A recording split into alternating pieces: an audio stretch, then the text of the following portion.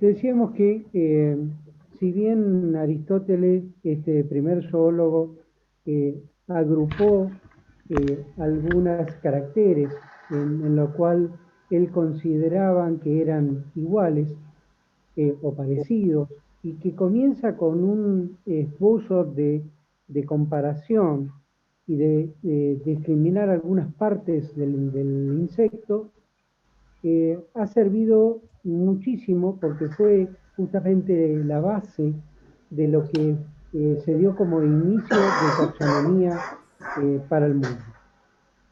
Después viene el sueco Linneo, en el cual ya en 1707 a 1778 que vivió este sueco, y fue quien determinó como denominación de las especies la binomial. La binomial quiere decir que tienen dos nombres, el género y especie, que hasta aún hoy día se utiliza.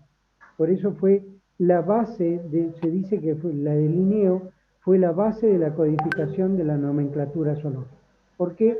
Porque él dictó justamente estas pautas, como es la denominación binomial. Es de allí que se lo consideró como padre de la taxonomía, porque en realidad fue la base en cómo describir, en cómo denominar a las especies con esta denominación binomial. Surgen posteriormente a él las famosas teorías de evolución, de cómo se originaron las especies, y existen dos teorías, dos corrientes, la de Charles Darwin, en la cual dice que las especies han evolucionado debido a saltos genéticos. Ustedes saben que las mutaciones son generadoras de especies. Pero la otra corriente, la de Lamarck, decía que las especies se originaban a partir del uso o el desuso de parte de ellos. Por ejemplo, el caso, y daban en los ejemplos de algunas especies como son las cochinillas, que al no utilizar las patas, una vez que se fijaban en su alimento, las perdían porque no eran necesarias para desplazarse en busca de ese alimento. Entonces, estas teorías un poco enfrentadas y que han seguido por muchos siglos, en la cual se siguen disputando aún parte de estas teorías. Es importante que ustedes sepan cuáles son los museos más importantes que hay en el mundo, lógicamente desde el punto de vista entomológico, y estos son el de Berlín, el de España, el de Francia y el de Portugal. Sí, ¿alguna pregunta? Bien. Profe, buen día. ¿Usted está compartiendo el Power? Sí, yo estoy compartiendo un Word, No se, Eh, no no, se ve el power. Power. no se ve, profe. ¿No lo ven? No. A ver.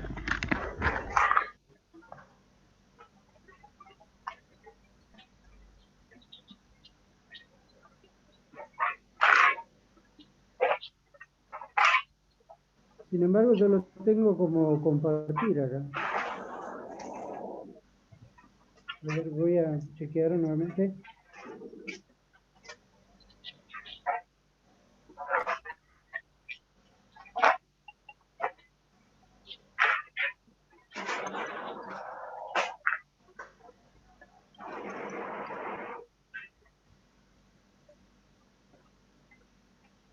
¿Nadie lo ve el Power que yo estoy No, profe, no compartiendo? se ve. No, ingeniero, no se ve el Power. Bueno.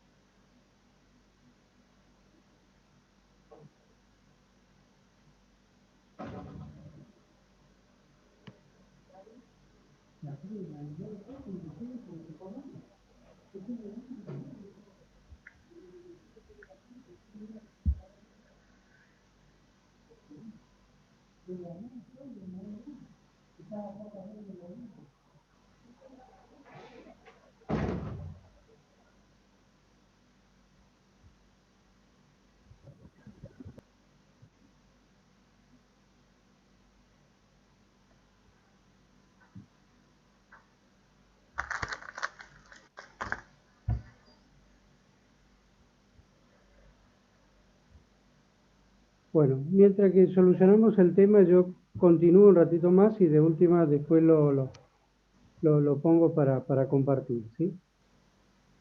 Le decía que en Argentina tenemos 3 museos importantes a destacar. Es el caso de Buenos Aires, el Museo de la Plata y el Museo de Tucumán. Si bien hay otros museos, como el caso de Córdoba, pero no todos están en trámites de habilitación como museo, porque es un punto fundamental en el cual vamos a ver en dónde se guardan los tipos y donde se guardan justamente las muestras voucher, que ahora vamos a ver cuáles son y qué importancia tienen estas muestras voucher y los tipos, y el por qué se guardan en un museo.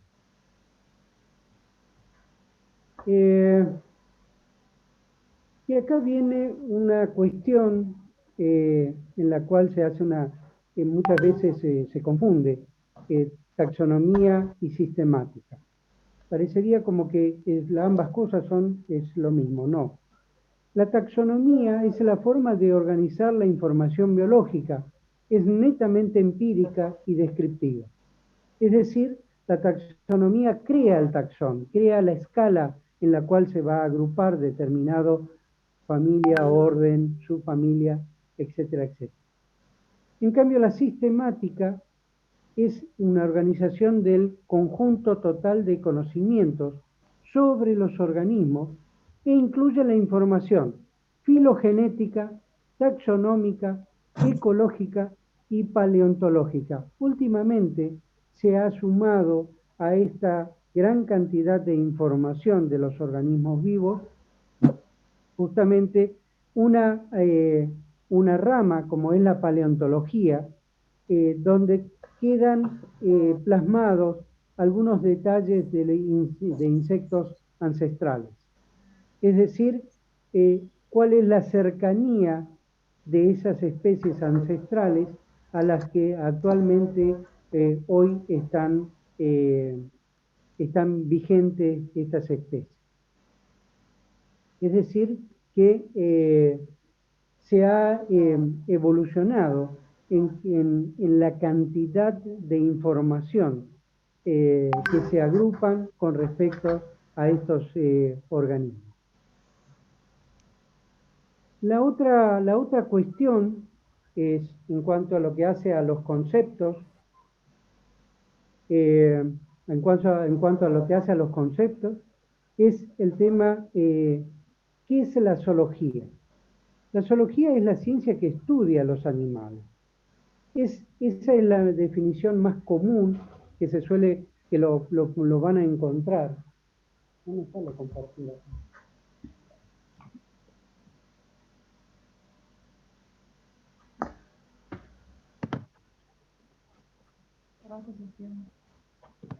No, que ya sabes si vamos a hacer no.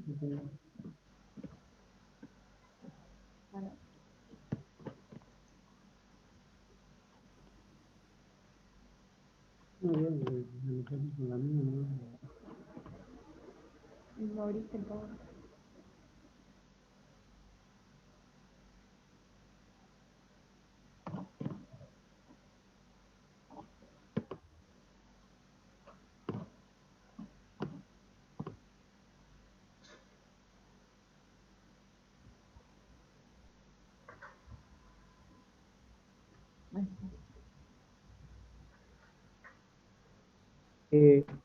Hola, Ahora sí se ve, ingeniero. Ahora? Sí, Sí, sí, sí, se ve. Bueno, bárbaro. Bien. Lo que un poco lo decía, lo del tema de la historia de la zoología, era con respecto a este Power de Aristóteles, de Linneo, con respecto a las teorías de Darwin y de Lamarck, y en cuanto a lo que hace a los museos más importantes del mundo, que son los de Berlín, los de España, Francia y Portugal. Lo que hace a la Argentina, Buenos Aires, La Plata y Tucumán, y la gran diferencia entre taxonomía y el tema de sistemas. En lo que respecta al tema de concepto, en cualquier libro de zoología, ustedes van a encontrar que al abrir el libro, la primera definición dice zoología, ciencia que estudia los animales. Pero ¿qué pasa? No definimos una cuestión importante, que es el concepto de ciencia. ¿Qué significa ciencia? Ciencia es el conocimiento sistemático y razonado, no abstracto. Por ejemplo, no podemos decir, si bien hay algunos fundamentos que hacen que, por ejemplo, dicen, la luna llena afecta el comportamiento de los insectos, por ejemplo, las hormigas, los mosquitos, gran cantidad o cuando hay baja presión atmosférica, van a ver algún cambio porque evidentemente están volando muchos mariposas en horas nocturnas. Eso no es una ciencia, no es cuando no se puede explicar de un conocimiento sistemático y de un razonamiento lógico, no es ciencia. Ahora, si yo digo, la gran cantidad de vuelos de mariposas se deben porque hay ruptura de la envoltura pupal, porque las cadenas de hidratos de carbono producen una deshidratación violenta. Ahí cambia la cosa. ¿Está? Entonces, esa es la explicación. Cuando ustedes dicen, se les consulta, se les pregunta, ¿y qué es ciencia? Y es como que se devorona toda la cosa. Entonces, es el conocimiento sistemático y razonado.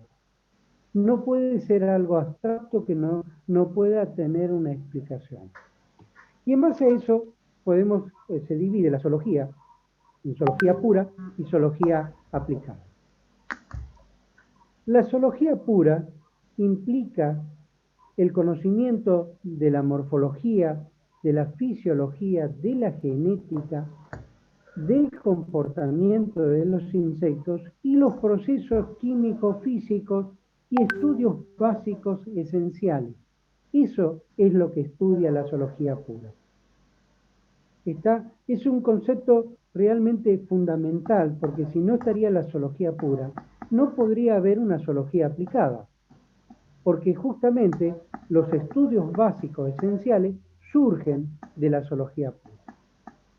En cambio, la zoología aplicada ya tiene, como el concepto lo dice, tiene una aplicación de la base. Por ejemplo, tenemos la zoología forense. ¿En qué consiste la zoología forense? La zoología forense es la que estudia la fauna cadavérica. Y ustedes dirán, ¿pero qué es la fauna cadavérica? Son los insectos que rodean a un cadáver y que esta especialidad, los forenses, establecen haciendo la presunción de cuántos días o cuántas horas lleva el cadáver en ese lugar. ¿Por qué? Porque la secuencia de estos insectos, de esta fauna cadavérica, que son justamente los dípteros, los himenópteros, los coleópteros, y ahí se suman otros más que vienen después, tienen una precisión en cuanto a la aparición de estos y lógicamente en qué estado se encuentran, si es larval, pulpal o adulto. Todo eso es una sumatoria de caracteres que establece un médico forense para determinar y decir cuántas horas lleva el cadáver en el lugar. Fíjense la importancia que tiene el tema de la entomología. También está la entomología médica humana, es decir, aquellos insectos que transmiten enfermedades al ser humano. Hoy una enfermedad importante, como es el caso del dengue, la chikungunya, el Zika, que transmiten, que son el dengue, que producen el dengue y es transmitido por un mosquito, Aedes aegypti, es decir, esto hace a la medicina humana. También el tema, por ejemplo, de la vinchuca que transmite el mal de Chagas, ¿sí? Cada una de estas cuestiones es fundamental porque tienen consecuencias en la población humana. La zoología veterinaria, bueno, estudian todos aquellos complejos de insectos que afectan justamente a los animales ovino, bovino, porcino, es decir, que tienen en la cadena de alimentación, tienen una importancia y en la cual tienen que proteger justamente a estos animales. Las moscas, las uras, los tábanos, los murciélagos que transmiten rabia, todos esos animales son estudiados por la medicina veterinaria. Y la forestal, aquella que estudia justamente la ingeniería forestal y principalmente en la entomología forestal, aquellos insectos plagas que afectan justamente a la forestación, ya sea de pinos, eucaliptus o de especies nativas. Todos estos tipos de zoología justamente son aplicadas porque tienen un lugar donde actúa, ya sea para defender o para mejorar una práctica, ya sea forestal o veterinaria. La entomología agrícola, la que a nosotros más nos compete desde el punto de vista como ingenieros agrónomos, aquellas plagas, benéficos, entomopatógenos que tienen incidencia en lo que hace a la producción agrícola, a la producción de cultivos, llámese cualquier cultivo que a ustedes se les ocurra, tiene plagas, tienen benéficos y tienen entomopatógenos que también son importantes conocerlos justamente para establecer estrategias de manejo. Últimamente, Sarandón, un entomólogo de La Plata que hace sus aportes muy interesantes, ha introducido últimamente en lo que hace a la entomología, la etnoentomología, donde en realidad esta etnoentomología es ancestral porque implica las distintas sociedades y las etnias en las cuales muchas veces los insectos cumplen un rol muy importante desde el punto de vista religioso. Por ejemplo, para algunos países, como por ejemplo el caso de Egipto, el escarabajo es un insecto que trae suerte, que bueno, milenariamente se lo conocía, inclusive en las tumbas faraónicas estaban estos insectos, estos coleópteros. China tiene importancia, le da mucha importancia a los arácnidos, México a las langostas y a las tucuras, y así hay muchos insectos que inclusive tienen un valor altamente religioso, porque sobre todo en aquellas religiones politeístas, donde su creencia es muy amplia, muchos insectos cumplen un rol importante dentro de esta la zoogeografía, así como está la fitogeografía, que ustedes estudian una materia para ver la distribución de las especies vegetales. También hay una ciencia que es la zoogeografía, donde estudia la distribución de los insectos agrupados según región. Ustedes se estarán preguntando, pero ¿cuál es la importancia que yo tenga que conozca cuál es la región, la zoogeografía de una determinada chinche, supongamos. Es muy importante, porque cuando uno va a hacer un control biológico de una plaga, lo primero que hace es conocer cuál es su centro de origen de la plaga. Es decir, conocer geográficamente cuál es el punto de origen. Cada especie, cada plaga, tiene un centro de origen y justamente la zoogeografía no aporta ese dato extremadamente importante para arrancar un manejo de control biológico. ¿Alguna pregunta hasta acá antes de continuar con el desarrollo del tema?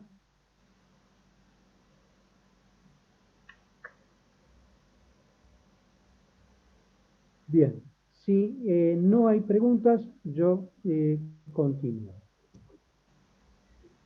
Ahora bien, ¿qué importancia tiene la zoología, la entomología, en la relación con otras disciplinas? ¿Cuál es la relación del por qué? Yo les dije que a partir de tercer año ustedes y de nuestra materia, ustedes comienzan a transitar unas materias que son materias integradoras.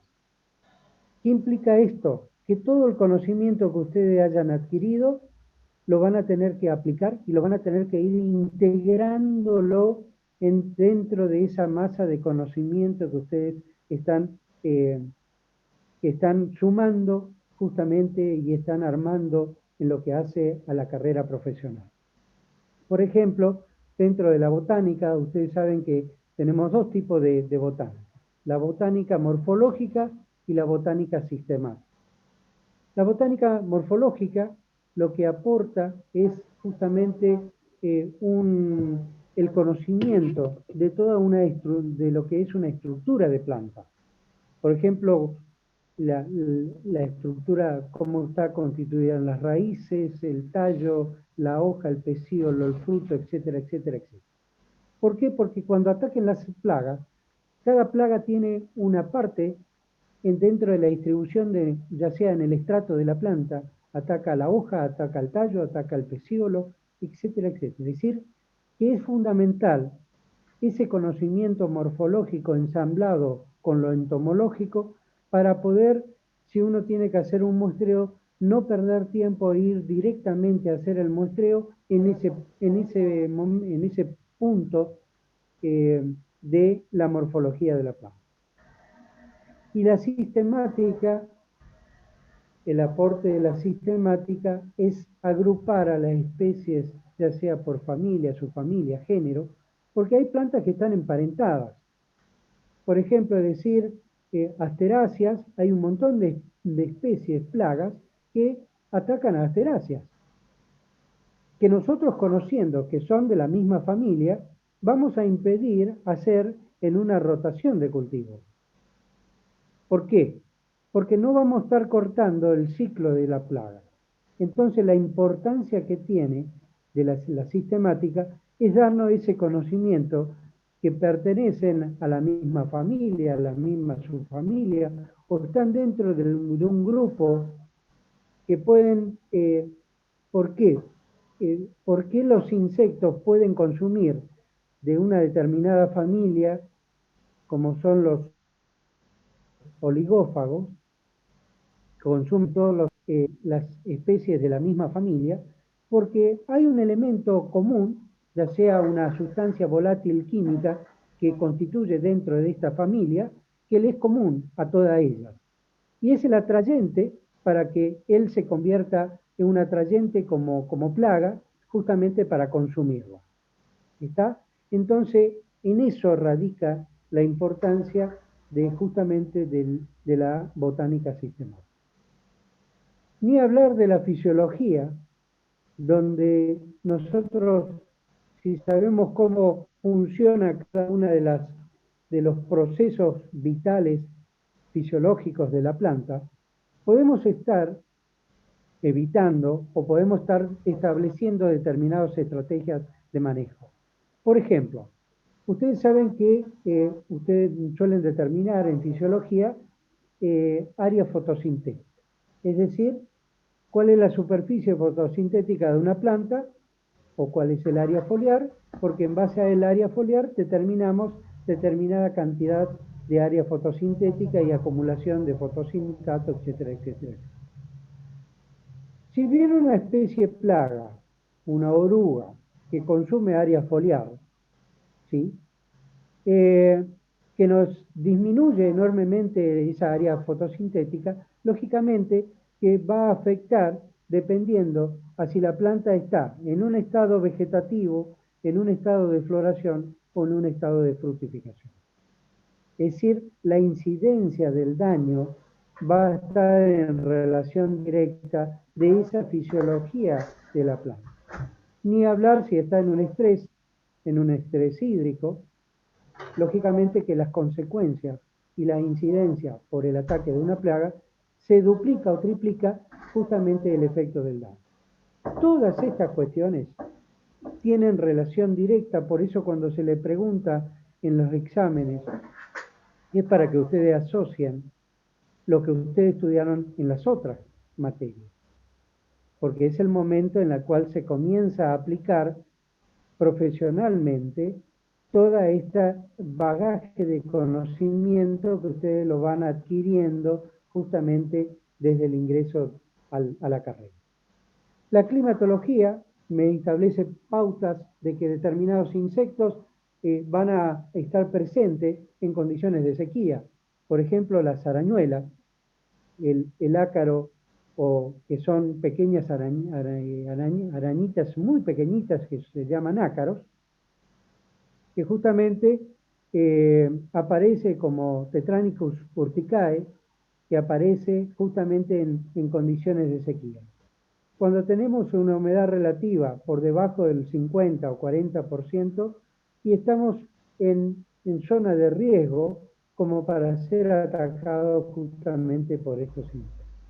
Es decir, la climatología, el aporte es darnos el conocimiento entre qué rango actúan los insectos, porque cada insecto tiene una temperatura mínima, una temperatura óptima y una temperatura máxima letal.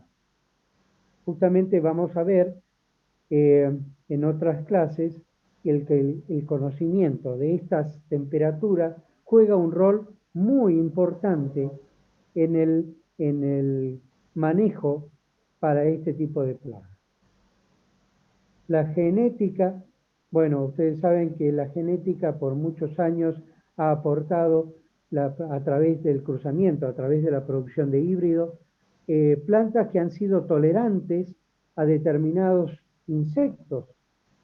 El caso de pulgones, inclusive hay plantas que tienen que son tolerantes al consumo de colúmbidos de palomas, en el caso del sorgo, que se obtienen por hibridación, o sea, por cruzamiento, y que tienen, o ya sea que tienen un alto tenor en sustancias tánicas, y esto hace que justamente las especies plagas repelen la acción. Es decir, la hibridación cumplió una etapa muy importante en la obtención de, ya sea especies de alto rendimiento, pero también tolerante a las plagas. Pero actualmente hablamos de una manipulación genética, en donde el hombre ingresa a manipular genéticamente a las especies e introduce los organismos genéticamente modificados, que son los transgénicos, en las cuales son tolerantes a determinadas plagas, a lepidópteros, a algunos coleópteros, chinches, y cada día se va haciendo esa cartilla de plantas tolerantes a insectos, se va haciendo cada vez mucho mayor.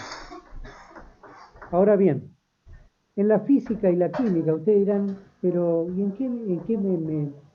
¿y qué rol cumple esta otra disciplina, la física y la química? La física aporta a lo que hace a la entomología muchísimas cuestiones que hacen al manejo de los insectos. Por ejemplo, conocer la temperatura letal máxima letal de un insecto es fundamental para controlar determinados insectos, por ejemplo, las polillas de los cereales, los gorgojos de los granos almacenados, de la harina, de las harinas elaboradas como los fideos, etcétera, etcétera, donde no podría ser posible utilizar ningún componente tóxico.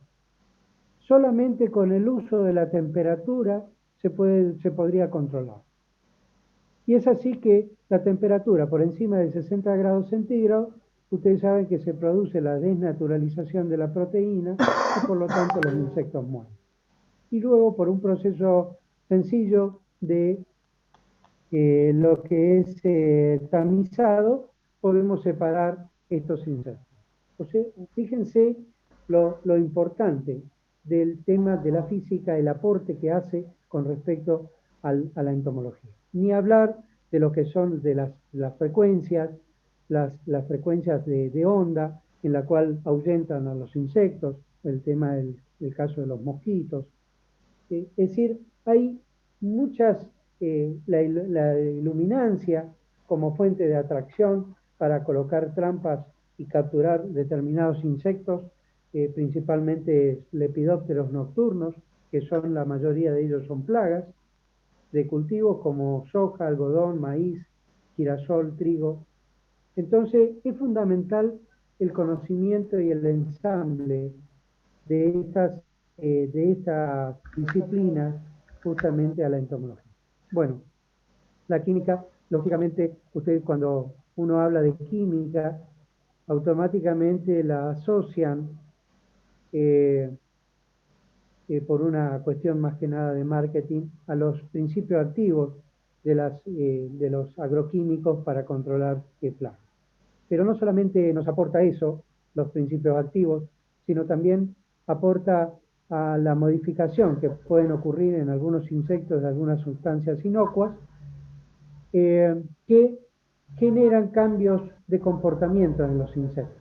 Por ejemplo, y en esos casos hablamos de feromonas sintéticas, la obtención de sustancias químicas que son emitidas por los insectos, pero que el hombre es capaz de producirla en forma sintética a estas sustancias como para provocar un cambio de comportamiento de la plaga. Es decir, que hay otros miles de ejemplos que podríamos dar, pero que cada uno de ellos tiene una relación de impacto directo con respecto a la estrategia de manejo en el tema de plagas. ¿Alguna pregunta? Por favor, me interrumpen sin ningún problema, como para poder resolverlo sobre la marcha, si hay alguna duda. Así de paso yo tomo un mate. Bueno, en el tema de la legislación como disciplina nos aporta mucha información porque es la que nos da la pauta de que, por ejemplo, en el tema de importación y exportación. La gran mayoría de la legislación de lo que compete a la parte agropecuaria es una institución la que rige, la que hace como organismo de aplicación, pues ustedes la deben haber nombrado alguna vez, el caso del SENASA, ¿sí? Bueno, el SENASA lo que hace es un organismo de aplicación de aquellas legislaciones que están vigentes, por ejemplo, la destrucción de rastrojos para evitar la proliferación de determinadas plagas, como puede ser el picudo algodonero, la lagarta rosada, etcétera, etcétera, etcétera. También rige o pone normas o pautas para hacer una importación y una exportación, ya sea de un organismo vivo, de una planta, de un insecto de control biológico. Todo esto nos da la legislación. Y la legislación, aunque parezca que nuestra profesión no tendría que tener el conocimiento, es básico, porque nosotros como ingenieros agrónomos tenemos que conocer la legislación vigente. Y vamos a ver que en el punto de vista entomológico, nosotros no podemos transportar los insectos así, porque sí, como si fuera algo totalmente, digamos, normal. No, hay que pedir autorización, hay que recurrir a los organismos, como en ese caso las provincias tienen la fauna y pesca, un ente que regula en la autorización para movilizar grupos o una determinada cantidad de insectos, ¿sí? Y ni hablar si uno tiene que ingresar a a un parque natural, a un parque que está dentro de lo que se llama reserva, solamente pueden hacer capturas un entomólogo y tiene que justificar cuál va a ser el motivo por el cual él realizaría esa captura. O sea, son legislaciones que tenemos que conocer porque si no podemos incurrir en una falta grave que puede tener consecuencias muy importantes. La terapéutica, bueno, la terapéutica aporta, como decíamos hace un momento, todo el tema de principios activos, el conocimiento básico de los distintos componentes tóxicos para controlar, para disminuir la población de una plaga. Y el conocimiento de los cultivos también es una disciplina muy importante para nosotros como ingenieros agrónomos, porque es el que va a establecer cuál va a ser la estrategia del cultivo, ya sea cultivo de ciclo corto, de ciclo mediano, ciclo largo, si vamos a hacer con una siembra normal, surco estrecho, ultra estrecho. Todas estas estrategias de manejo de cultivo hacen que justamente muchas veces podamos escapar a determinadas plagas que están dentro de un organigrama sanitario y que van a aparecer en algún momento en el cultivo. ¿Alguna pregunta? ¿O se me durmieron todos? ¿O no creo ser tan claro como para que no haya ninguna pregunta? Bueno, yo No, profe, continúo. se entiende. Bien. Bueno, me alegro.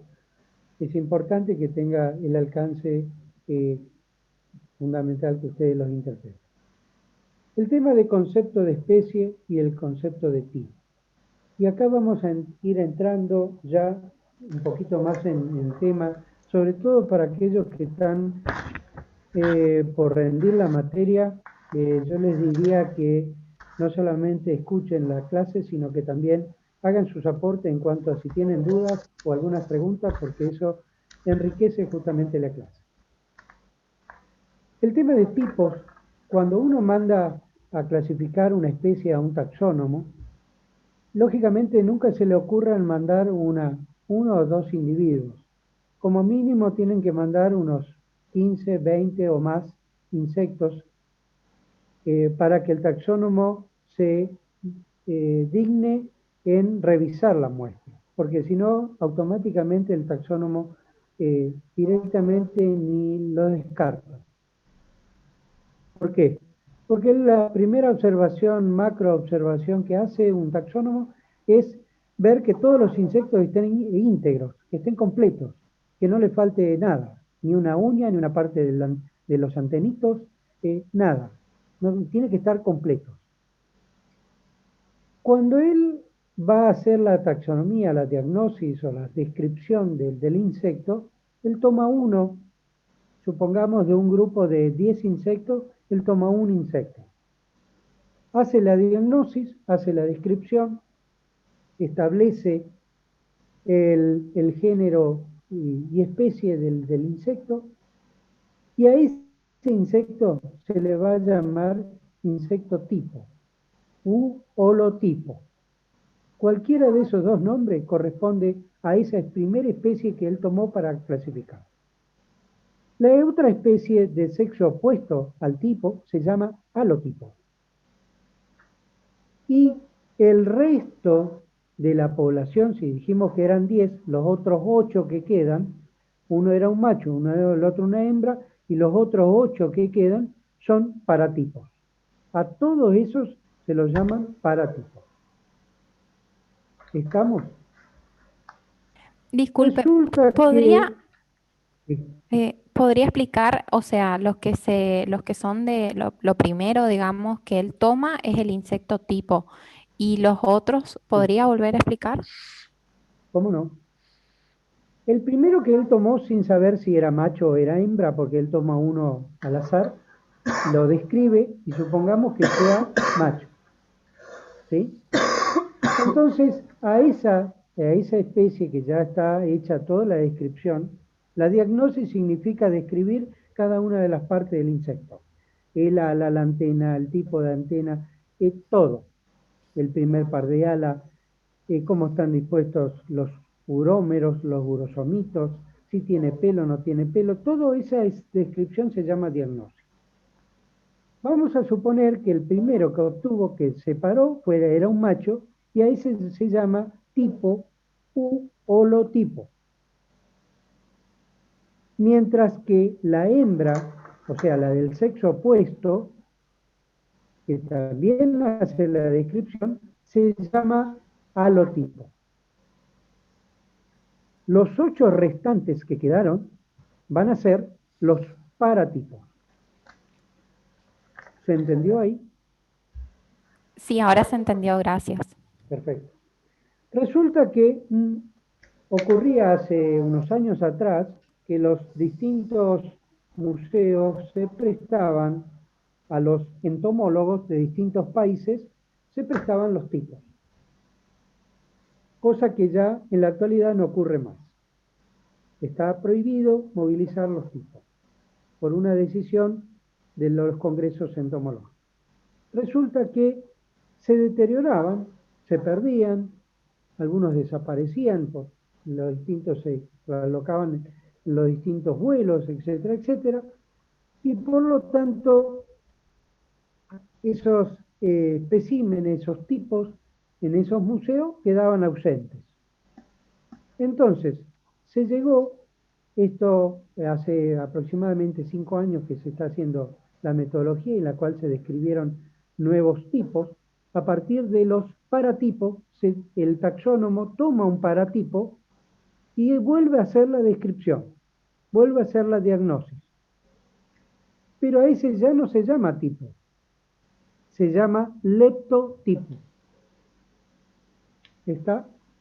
Y el resto de la población que quedó se llaman leptoparatipos. Es una denominación bastante nueva que lo van a encontrar en algunas citas bastante recientes de los últimos años, esta denominación en el tema de leptotipos y leptoparatipos. ¿Está? Profe, una consulta. Perdón, un poquito más fuerte, por favor. Una consulta. En ese caso también se Sí. haría del sexo opuesto también la misma descripción. No se hace descripción del sexo opuesto en los leptotipos porque se supone que ya quedaron las especímenes perfectamente determinadas. Entonces, no se requiere hacer una halotipo como se hacía en el caso del tipo, y por lo tanto no se ejecuta esa acción de hacer toda la diagnosis y hacer toda la descripción en el de sexo opuesto. Pero está muy buena la pregunta. Gracias. Ingeniero, no sé ¿Sí? si se me escucha. Con respecto a eso, digamos, yo tengo una duda ahí. Lo que hacen es designan a las especies acorde a rasgos morfológicos Sí, la y, diagnosis, y en sí. base a eso, ¿cómo se explicaría, digamos, o el tema de al hecho de que cada especie está sujeta a cambios, digamos? O sea, ese criterio de designar a una especie. Si yo, por ejemplo, si yo identifico una especie en base a las características morfológicas, también tendría que tener en cuenta que podría variar, digamos, esas características o no. No, justamente las caracteres que se toman, es muy buena tu pregunta, porque esto trae aparejado una cuestión que se suele dar en los exámenes. Los caracteres que se toman en una diagnosis o en una descripción son caracteres permanentes, no caracteres que puedan modificarse transitoriamente en una población, ya sea por condiciones externas, como puede ser luminosidad, tipo de alimento, cambio de color o variación alguna de ellas. No, solamente los caracteres morfológicos que se tienen en cuenta en una taxonomía son los caracteres permanentes. ¿Está tu pregunta? Perfecto. ¿Vale? Ingeniero, disculpe una pregunta.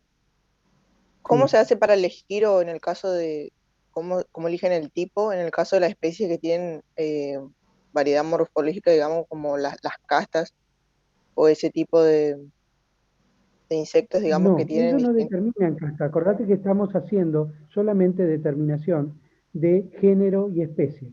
El taxónomo llega a la grada más baja, ahora vamos a ver que es una grada taxonómica, es la grada más baja en la cual género y especie son de caracteres permanentes, porque vamos a ver que el por qué la definición de especie. Especie dice que es un conjunto de individuos que mantienen, que son capaces de reproducirse entre sí y de generar al menos una generación. Es decir, que son compatibles y son caracteres permanentes para la especie. Eso quiere decir la definición de especie. Y hace alusión justamente a la pregunta de tu compañero, en donde dice, ¿qué caracteres toma? Porque puede variar algunos en el tiempo. Sí, puede variar, pero en el salto genético. Es decir, en aquellos que sufran mutaciones. Y esos entran en un rango que se llama biotipo, que está muy por debajo de lo que es género y especie. ¿Está la pregunta? Sí, sí, gracias. Bien. ¿Alguna otra pregunta que haya quedado por ahí?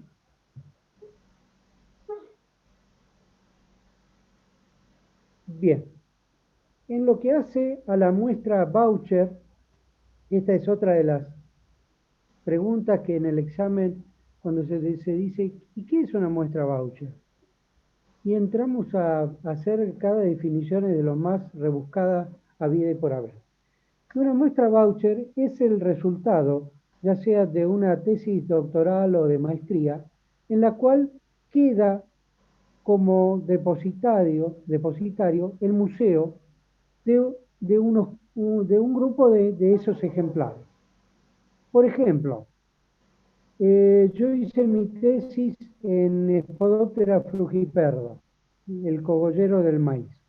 Yo tuve que dejar en adultos en el Museo como es, del Lillo, en Tucumán, dejar depositado como una muestra de los especímenes que yo trabajé. ¿Por qué? Supongamos que algún taxónomo tiene dudas con respecto a los especímenes que yo cité como Spodoptera frugiperda. Él pide esa muestra, es una contramuestra en realidad, porque yo tengo una y la otra quedaron en el museo. Esa contramuestra él pide para ver si efectivamente se trata de Spodoptera frugiperda, porque puede tener alguna duda, te puede surgir alguna cuestión. ¿Está? Entonces, esas son las muestras voucher. Y tanto los tipos como las muestras voucher solamente pueden estar depositados justamente en los museos. Y ustedes se preguntarán por qué. Porque los insectos son un bien del Estado, es un bien público. Es decir, es de todo, pero no es de nadie. Como el banco de una plaza. Todos podemos utilizar el banco, pero ninguno nos podemos traer el banco a nuestra casa. ¿Está? Eso es el bien. Y cuando hablamos de bien, actualmente se está hablando de los bienes biológicos, que justamente es no solamente de nuestra generación, sino de todas las generaciones futuras a venirse. Por eso, actualmente, ustedes habrán notado que los contratos de arrendamiento tienen un ítem más agregado a esos valores. ¿Alguien sabe cuáles son, que haya cursado economía y que haya, cuáles son los ítems que actualmente se colocan o artículos dentro de un contrato de arrendamiento de tierra? ¿Alguien sabe?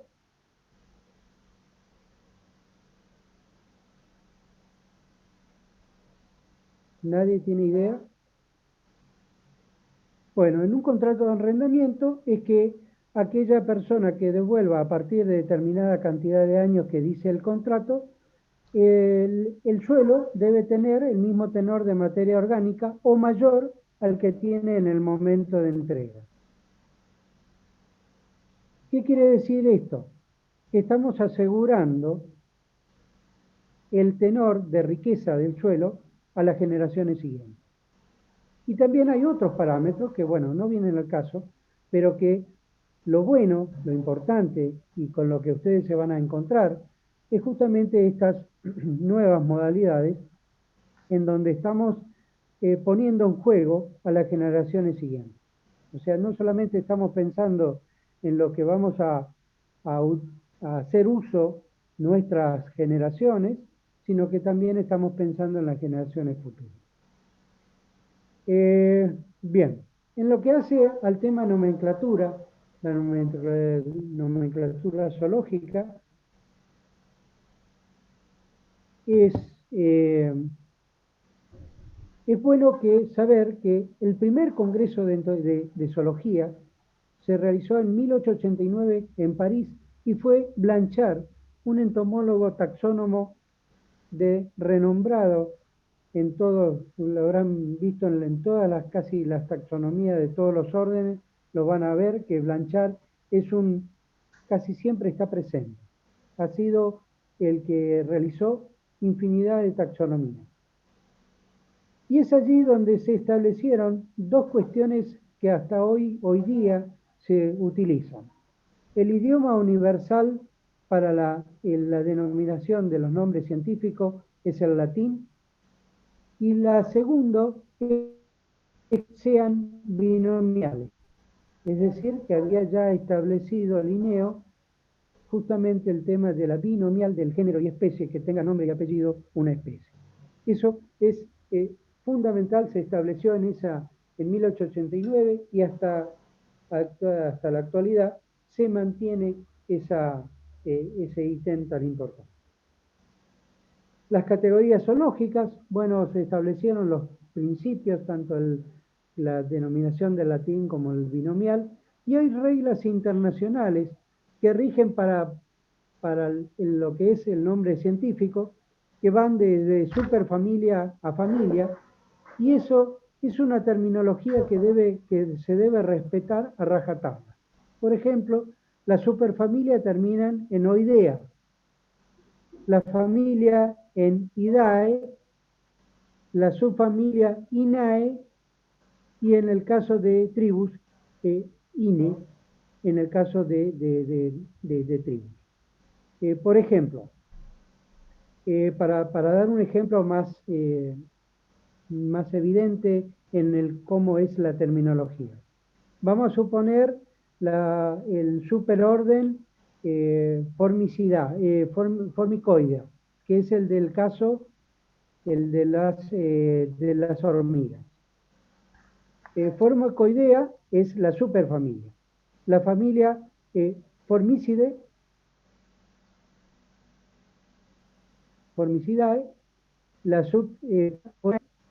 y la tribu Formicine.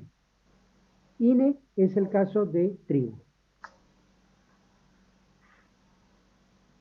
¿Se entendió el ejemplo y el porqué de la importancia de la terminología? Y eso se cumple a rajatabla. También existen casos como el tema de regla de prioridad. ¿Qué significa la ley de prioridad? Significa que se debe respetar el nombre de la especie más antigua que haya tenido una diagnosis, que ha tenido una descripción y que ha sido publicado en un trabajo científico, en una revista de impacto científico. Por ejemplo, hay muchas especies que han cambiado, por ejemplo, el caso de la oruga de las solanáceas, que se llamaba Protoparces sectapapus. Por muchos años se llamó Protoparces sectapapus.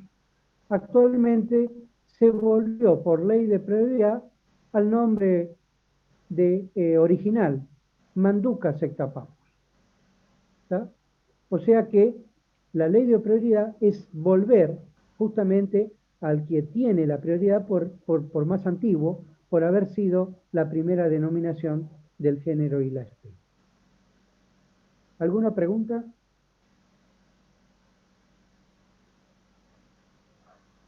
Ingeniero, quería pedir si puede repetir, Sí, por favor, cómo cómo no. termina la denominación de superfamilia, familia, subfamilia y tribu. Eso no me quedó ¿Cómo muy no? claro.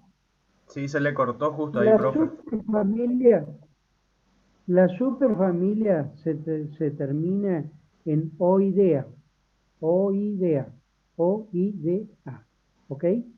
Esa tiene que terminar sí o sí la superfamilia con esa terminología. Entonces yo te daba el ejemplo de los formícidos, de las hormigas, y yo te decía que la superfamilia es Formicoidea. ¿Está? La familia es Idae. Entonces sería Formicidae, la familia. La subfamilia, Inae. Entonces, ¿cómo sería? Formicinae. ¿Ok? Y el caso de la tribu es Formicinine. Ine es la terminología de tribu. ¿Se entendió ahora? Ingeniero, muchas gracias. Bárbaro. ¿Alguna otra pregunta o algo que haya quedado?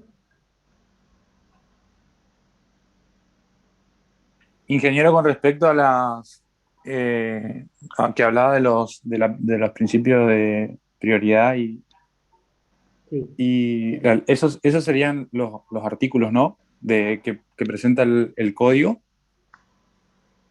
cuando se exactamente. establece, El digamos, código, el código de nomenclatura, están los artículos y esos, sí, dentro de los artículos están esos principios, ¿no? exactamente. Así es.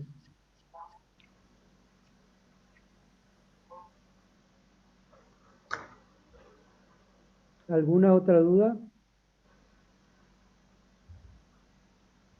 Bien.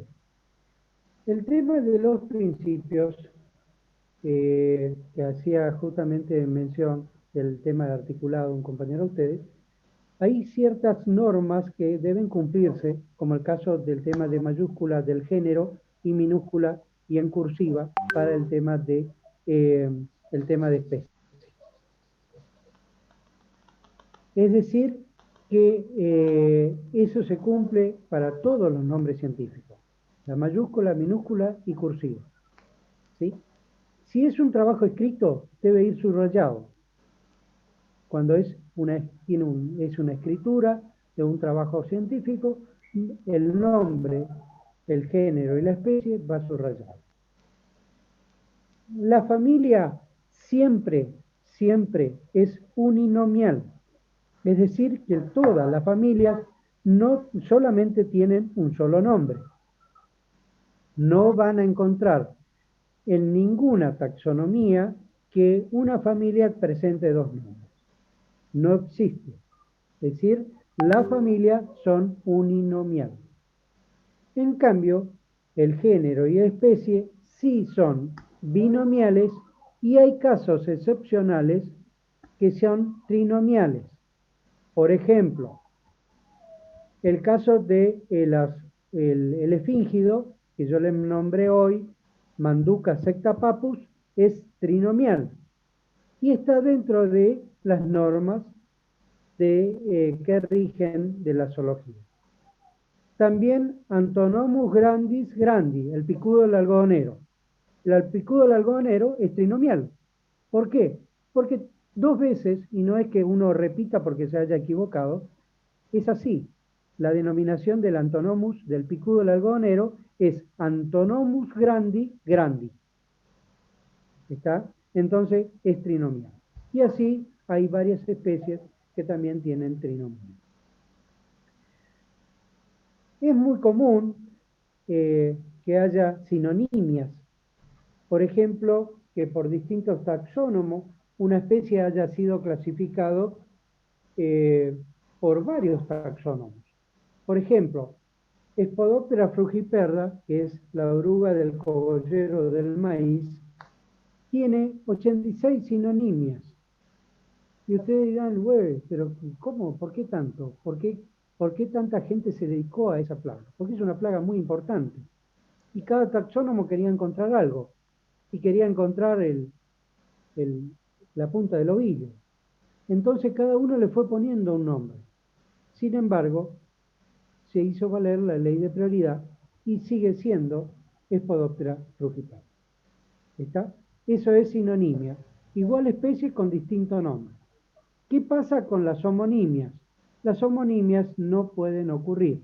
Es decir, igual nombre en distinta especie. Prohibido. No puede haber homonimia. Sí se acepta sinonimia, pero no homonimia.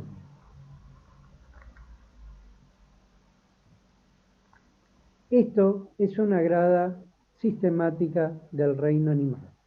Y yo le puse la clasificación nueva porque, bueno, la pretensión que uno tiene, si bien se pueden manejar, depende con qué libro ustedes estudien, con taxonomía nueva o con taxonomía vieja, nosotros le aceptamos igual. Lógicamente que ya que van a hacer el esfuerzo de tragarse toda esta cantidad de nombres, por lo menos háganlo con la denominación nueva, ¿sí? Y por ejemplo, en la taxonomía, en la sistemática nueva, el dominio antes era procariota, actualmente es Eukarya archaeabacteria acitota, porque también incluyen las bacterias y los virus. ¿Está? O sea, la clasificación actual es mucho más amplia de lo que de la clasificación anterior. El reino Animalia, el filón, artrópoda, la clase insecta, el orden, familia, género, especie, subespecie y biotipo. Ahí recién fíjense el rango en el que están los subtipos, las subespecies, los biotipos, el rango en el que están muy por debajo de lo que es el género y especie, en el cual se establecen los tipos, que son todos caracteres permanentes y que solamente lo que van a variar en el tiempo van a ser las subespecies y los biotipos. Por eso yo le decía, déjenme que yo les muestre una grada sistemática para que justamente puedan ver en qué escalón están cada uno de ellos. ¿Alguna pregunta hasta acá?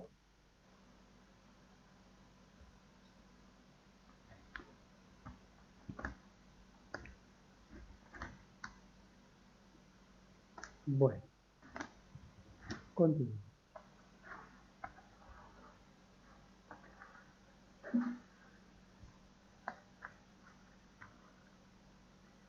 El tema de otro filum que también a nosotros nos interesan desde el punto de vista agrícola, porque ya sea que cumplen algún rol como plagas o como transmisión de enfermedades, etcétera, etcétera, y por lo tanto nosotros nos merece la atención de estudiarlo.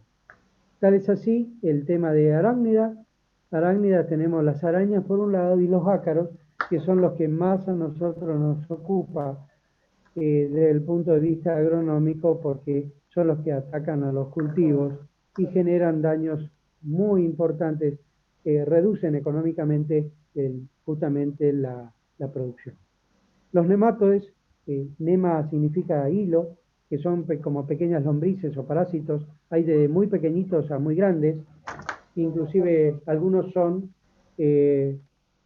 parásitos del ser humano. Los miriápodos, ¿sí? Como el caso de los yúlidos, 1000 pies, 100 pies, conocidos normalmente. Los crustáceos como el bicho bolita, Porcellio laevis, que al tocarlo, conocido como cochinilla de la humedad, al tocarlo se enroscan y forman como una pelotita. Los cordatas, que incluyen al tema de aves. Vamos a ver que hay varios grupos dentro de Chordata de aves, que vamos a ver colúmbedos, tordos, ictéridos, las cotorras, etcétera, etcétera, que están dentro de Chordata.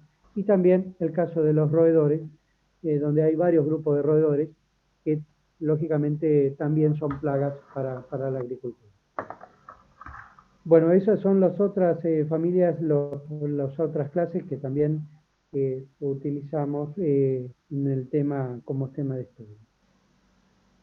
Bueno, ahí hay dos bibliografías que quiero puntualizarlo, más allá de la de Andrade, Coronado, Mareghiani, que son importantes dentro de lo que hace a este tema. Yo le puse 2 páginas ahí porque, sobre todo para los que están preparando la materia, es un resumen interesante de todo lo que hace al tema de zoología, al tema de lo que hace al articulado de las obligaciones que uno tiene dentro de la entomología desde el punto de vista de la denominación de las especies. Así que, bueno, es interesante esa página. Así que, si escucho, si tienen preguntas, con gusto los voy a responder.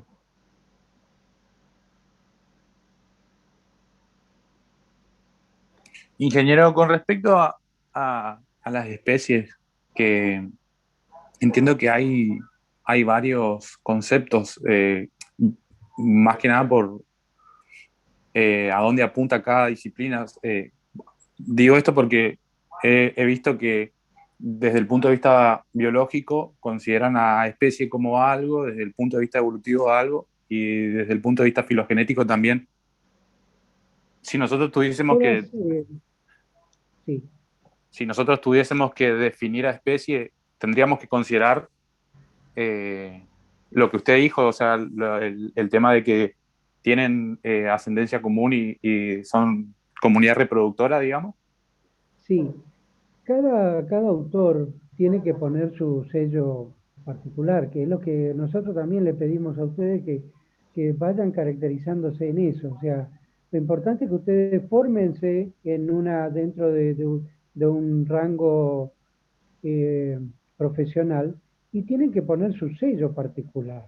O sea, nunca dejen de poner su sello particular. Y eso hace cada autor en una definición. Cada uno de los autores quiere poner algo, agregar algo, diferenciarse algo con respecto a otro. Todas las definiciones son buenas. Simplemente que cuando vos hagas mención a la definición, tenés que decir a qué autor te referís. Pero no me Perfecto. hagas una ensalada como suele ocurrir. A veces leen 2 o 3 autores y toman un poquito de cada uno. Y que termina siendo una definición que no es de ninguno. ¿Me explico? Es una ensalada de definición. Entonces yo prefiero que... ¿Por qué? Porque la definición, ¿qué es?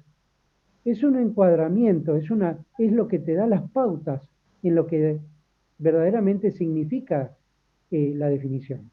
¿Está? Entonces, todas las definiciones son buenas, simplemente y las aceptamos a todas. Simplemente que ustedes tienen que saber de quién dijo esa definición, porque de acuerdo al autor ha puesto su sello particular. Y bueno, que nosotros tengamos la obligación de saberlas todas es una cosa, porque bueno, somos el docente.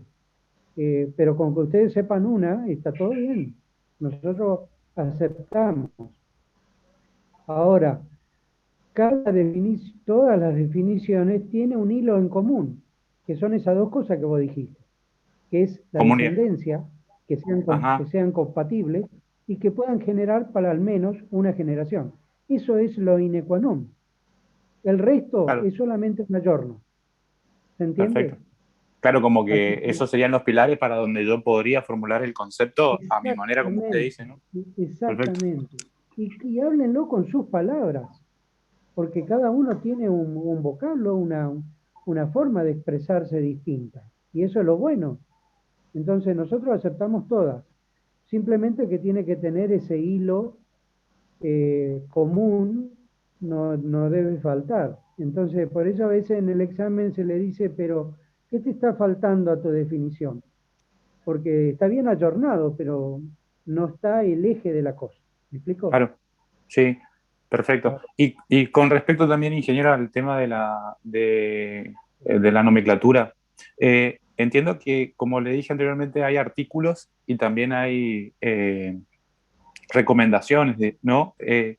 ¿Cuáles serían en ese caso? O sea, entiendo que en el programa está lo que es principios, los principios de la nomenclatura. Y si uno entra, digamos, al código, ve, o por lo menos hay una parte donde dice principio y hay una banda de definiciones, o sea, establecen reglas, digamos, ¿no? Siento.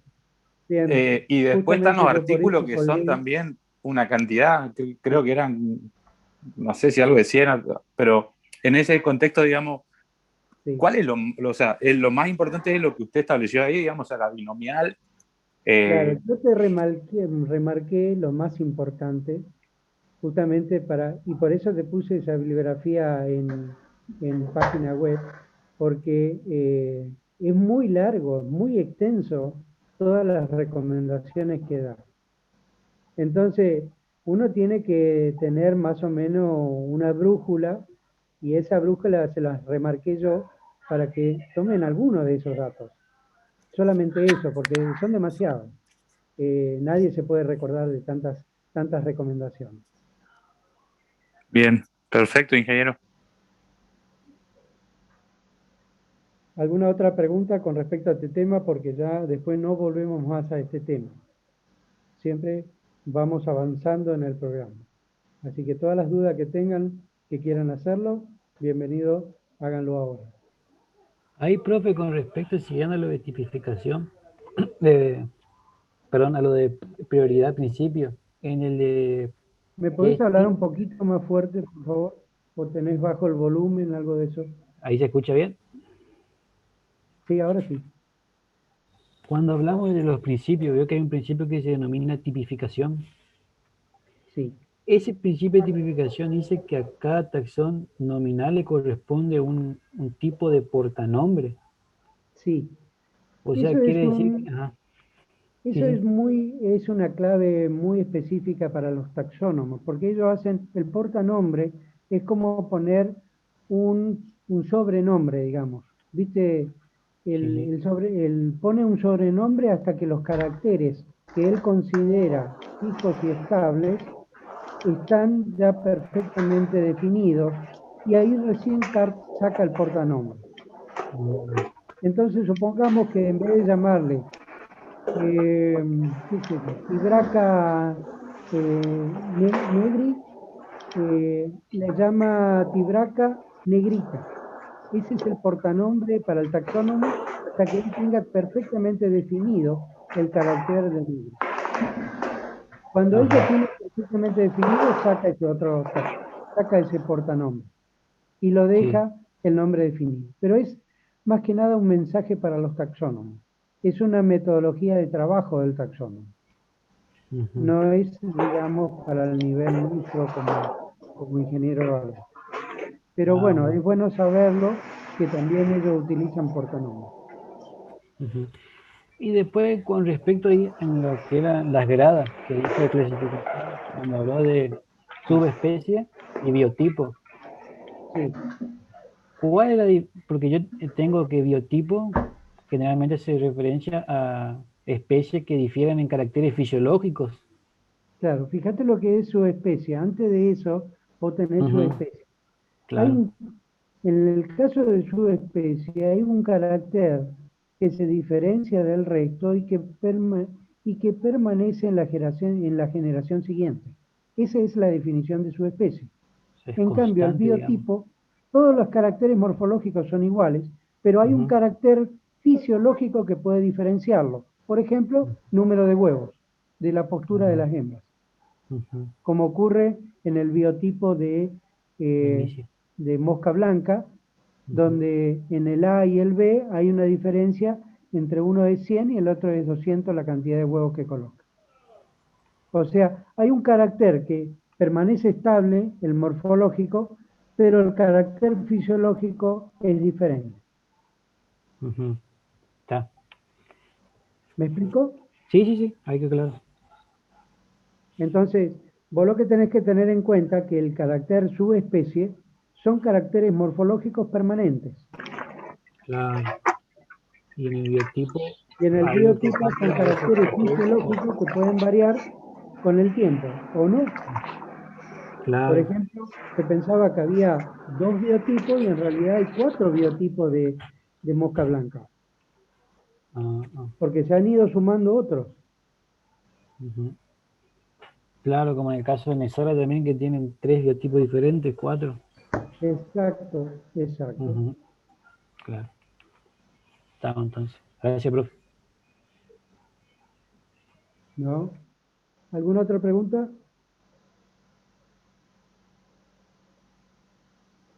Bueno, si no hay preguntas, solo resta despedirme de ustedes hasta el lunes a las 10 horas, que estaríamos desarrollando el tema siguiente. ¿Está?